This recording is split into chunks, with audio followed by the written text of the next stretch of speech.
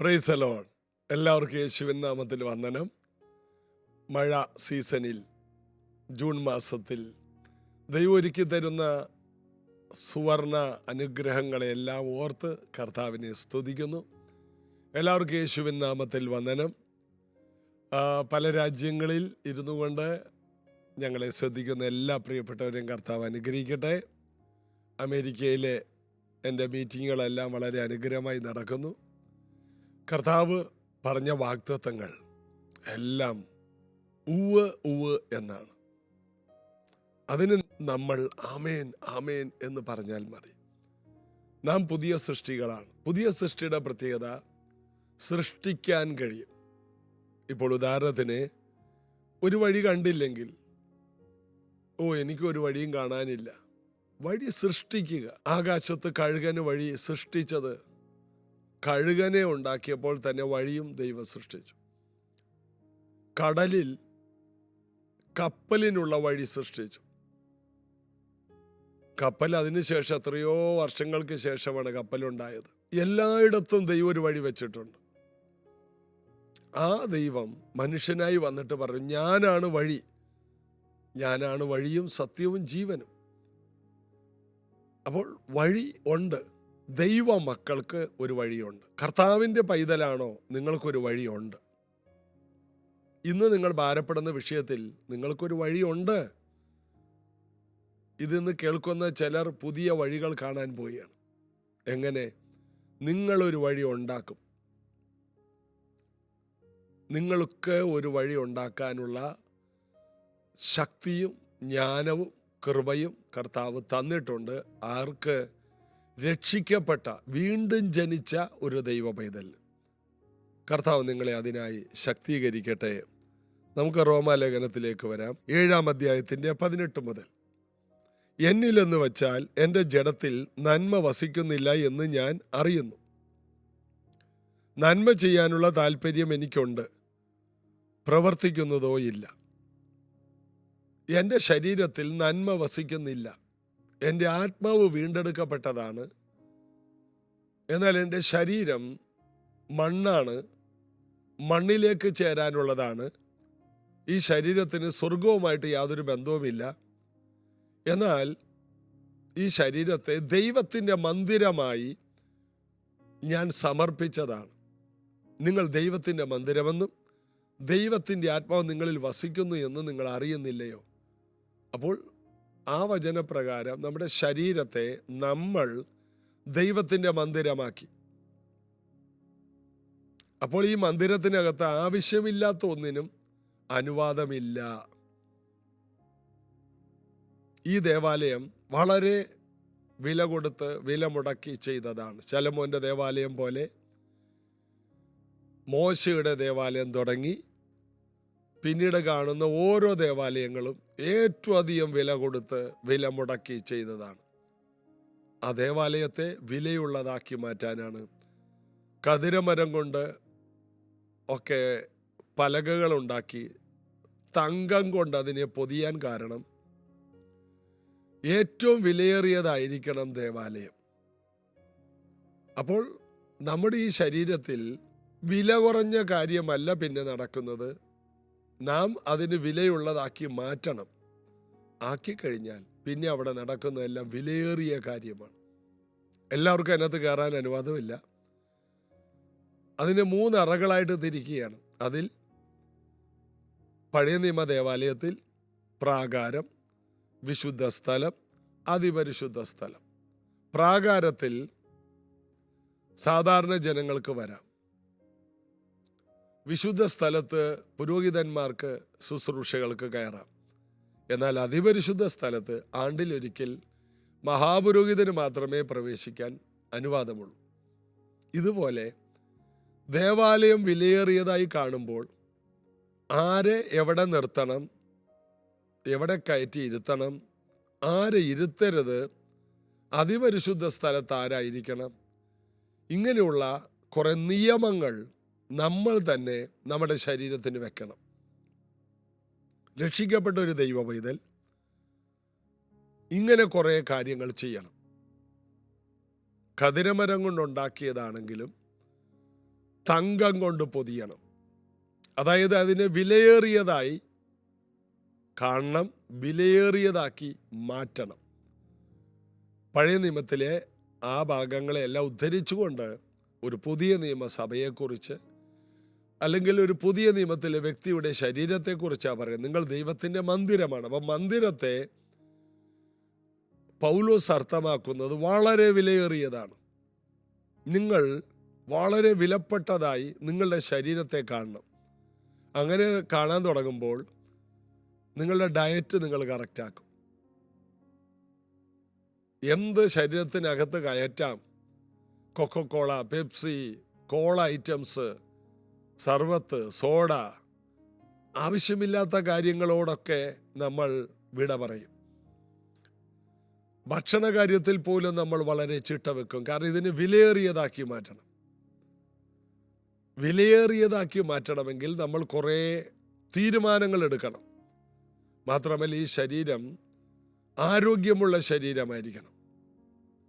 അതുകൊണ്ട് എല്ലാ ദിവസവും ഈ ശരീരത്തിന് കൊടുക്കേണ്ട വ്യായാമം വേണം. ഈ ആലയത്തിന് ദീർഘായുസ് വേണം, നിലനിൽപ്പ് വേണം. ഇത് ആശുപത്രി നിരങ്ങാനുള്ള ശരീരമല്ല, ഇത് മരുന്നിൽ ജീവിക്കാനുള്ള ശരീരമല്ല, ഇത് നല്ല എനർജറ്റിക്കായിട്ട് നിൽക്കാനുള്ള ശരീരമാണ്, സുവിശേഷത്തിനുള്ള ശരീരമാണ്, ഭൂമിയുടെ അറ്റത്തോളം യാത്ര ചെയ്യാനുള്ള ശരീരമാണ്.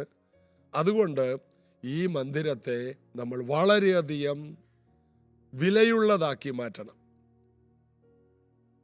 ഓരോ ദൈവ പൈതൽ ഈ കാര്യം ചിന്തിക്കണം. നമ്മുടെ വില നമ്മൾ മനസ്സിലാക്കണം. കർത്താവിൻ്റെ മക്കളായ നമുക്ക് ഇങ്ങനെയുള്ള കാര്യങ്ങളിൽ വളരെയധികം തീരുമാനങ്ങൾ ഉണ്ടാകണം. ഇവിടെ ഉദ്ദേശിച്ച അർത്ഥത്തിലേക്ക് വരാം. എന്നിലെന്ന് വെച്ചാൽ എൻ്റെ ജഡത്തിൽ നന്മ വസിക്കുന്നില്ല എന്ന് ഞാൻ അറിയുന്നു. നന്മ ചെയ്യാനുള്ള താല്പര്യം എനിക്കുണ്ട്, പ്രവർത്തിക്കുന്നതോ ഇല്ല. ഈ ദൈവത്തിൻ്റെ മന്ദിരമാകുന്ന ശരീരത്തിൽ നന്മ വസിക്കുന്നില്ല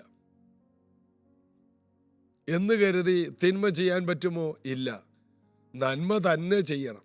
അടുത്ത വാക്യം, ഞാൻ ചെയ്യാൻ ഇച്ഛിക്കുന്ന നന്മ ചെയ്യുന്നില്ലല്ലോ, ഇച്ഛിക്കാത്ത തിന്മ എത്രയെ പ്രവർത്തിക്കുന്നത്. ഈ ശരീരം ദൈവത്തിൻ്റെ വിലയേറിയ മന്ദിരമാക്കി കഴിഞ്ഞാൽ ഇച്ഛിക്കാത്ത തിന്മകൾക്ക് ഈ ശരീരത്തിൽ യാതൊരു അവകാശവുമില്ല. താഴോട്ട് വായിക്കുമ്പോൾ, ഞാൻ ഇച്ഛിക്കുന്നതിനെ ചെയ്യുന്നെങ്കിലോ അതിനെ പ്രവർത്തിക്കുന്നത് ഞാനല്ല, എന്നിൽ വസിക്കുന്ന പാപമാണ്. അപ്പോൾ ഈ ശരീരത്തിൽ നന്മയില്ല, പാപമാണ് വസിക്കുന്നത്. ഇച്ഛിക്കുന്ന നന്മ ചെയ്യാൻ കഴിയുന്നില്ല, പല പ്രശ്നങ്ങളുമുണ്ട്. എന്നാൽ ഈ മന്ദിരം ദൈവത്തിന് കൊടുത്തു കഴിയുമ്പോൾ, നാം പുതിയ സൃഷ്ടിയായി കഴിയുമ്പോൾ, നമ്മുടെ കൺട്രോളിൽ നമ്മുടെ ശരീരം നിൽക്കും. 21 വാക്യം, ഇങ്ങനെ നന്മ ചെയ്യാൻ ഇച്ഛിക്കുന്ന ഞാൻ തിന്മ എൻ്റെ പക്കൽ ഉണ്ട് എന്നൊരു പ്രമാണം കാണുന്നു.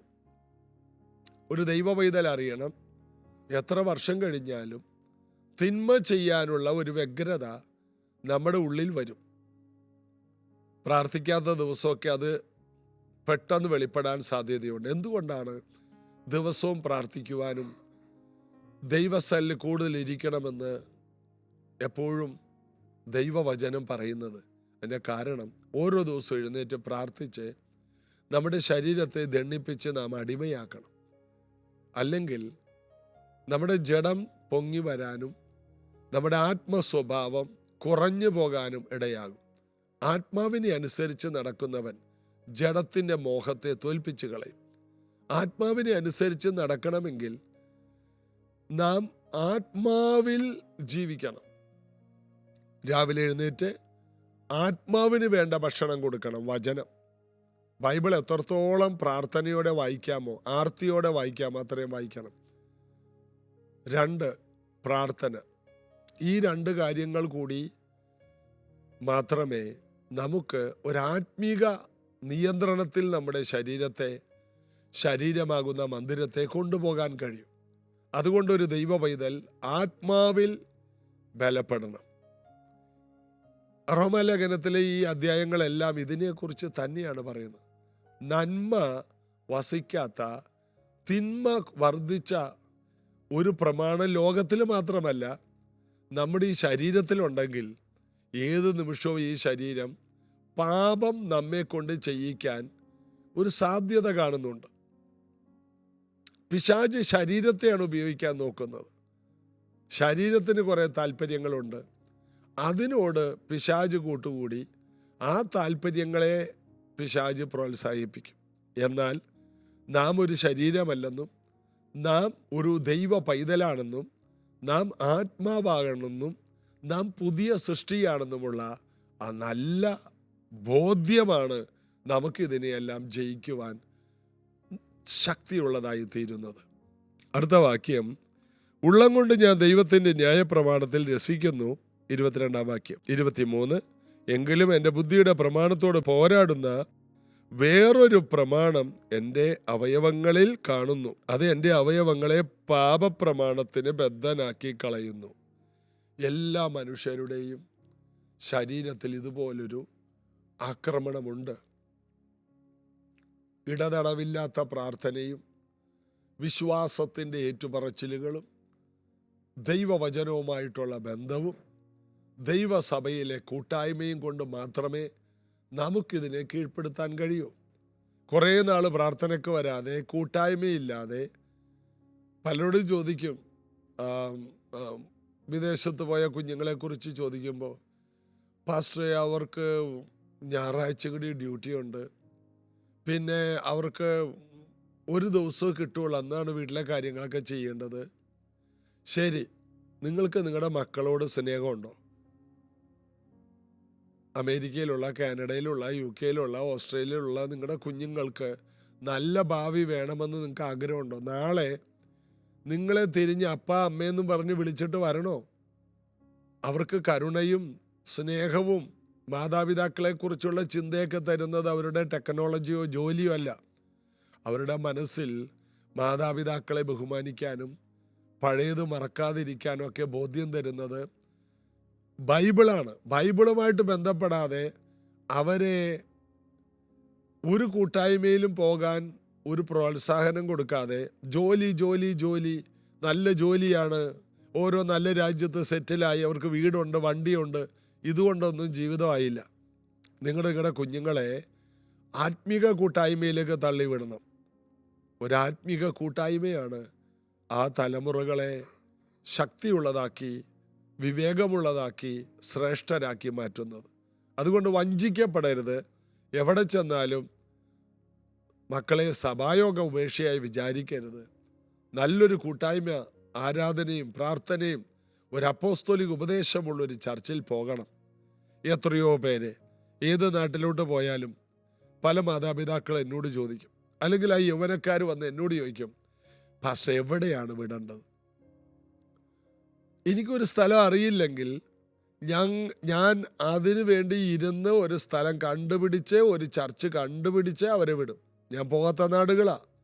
എങ്കിലും അവിടെ ഒരു ചർച്ചിനെ കണ്ടുപിടിച്ച് ആരെങ്കിലും ഒരു പരിചയക്കാരുണ്ടാകും. അങ്ങനെ അവിടെയാക്കാൻ കഴിയും. പ്രിയപ്പെട്ടവരെ, കർത്താവ് നമുക്ക് തന്ന ജീവിതം, ആ ജീവിതം അനുഗ്രഹമാകണമെങ്കിൽ നമുക്ക് കൂട്ടായ്മ വേണം. പ്രാർത്ഥന കൂട്ടായ്മയില്ലാത്ത ചെറുപ്പക്കാർ വഴിതെറ്റിപ്പോകും. അവരുടെ ബന്ധങ്ങൾ ഉലയും. ആർക്കും ആത്മീയമില്ലാതെ പിടിച്ചു നിൽക്കാൻ കഴിയില്ല. കാരണം നമ്മുടെ ശരീരത്തിൽ നന്മ വസിക്കുന്നില്ല.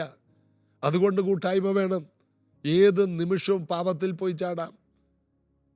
മാതാപിതാക്കളെ നമ്മൾ അവരുടെ അരികിലില്ല എങ്കിലും അവരുടെ ശരീരത്തിൽ നന്മ വസിക്കുന്നില്ല. എൻ്റെ ശരീരത്തിലും നിങ്ങളുടെ ശരീരത്തിലും നന്മ വസിക്കുന്നില്ല. അതുകൊണ്ട് കൂട്ടായ്മയില്ലെങ്കിൽ, ഒരു പ്രാർത്ഥന കൂട്ടായ്മയില്ലെങ്കിൽ അപകടമുണ്ടാകും. ഉപവാസവും പ്രാർത്ഥനയൊക്കെ ഉള്ള ഒരു ചർച്ച്, അത് നിങ്ങളുടെ ജീവിതത്തിൽ ഏറ്റവും വലിയ കോട്ടയാണ്. നിങ്ങൾ ഈ സത്യം അറിയണം. നിങ്ങൾ ഉപവാസവും പ്രാർത്ഥനയും ഉണ്ടെങ്കിലും ഉപവാസവും പ്രാർത്ഥനയുള്ള ചർച്ചയിൽ പോകുന്നില്ലെങ്കിൽ അതിൻ്റെ കാര്യമല്ല പറഞ്ഞത്. അങ്ങനൊരു ചർച്ച് നിങ്ങൾക്കുണ്ടെങ്കിൽ നിങ്ങൾ അനുഗ്രഹിക്കപ്പെട്ടവരാണ്.